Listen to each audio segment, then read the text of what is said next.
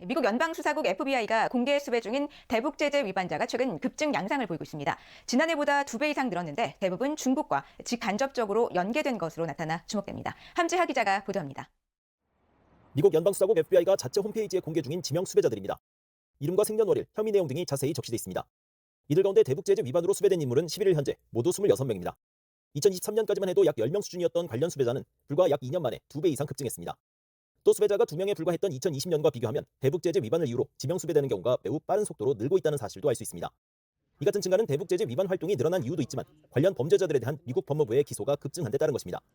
현재 FBI의 지명 수배자 명단에 오른 인물은 북한 국적자가 19명으로 가장 많고 중국과 싱가포르가 각각 2명씩으로 그 뒤를 잇고 있습니다.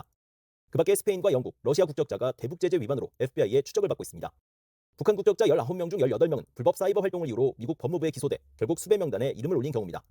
특히 지난해 12월 해외 기업의 원격 근무 방식으로 위장 취업하거나 이들의 취업을 알선한 북한 IT 회사 직원과 관계자 등 14명이 대거 기소되면서 그 수가 크게 늘었습니다.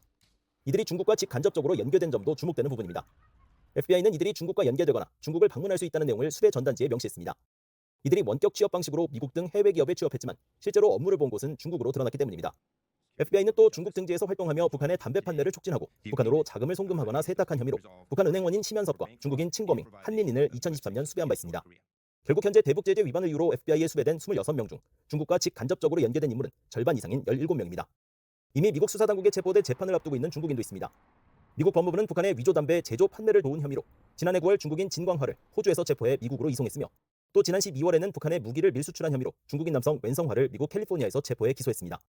앞서 비어있는 진광화와 웬성화의 법원 기록을 분석해 이들이 한국어를 구사한다는 사실을 확인한 바 있습니다.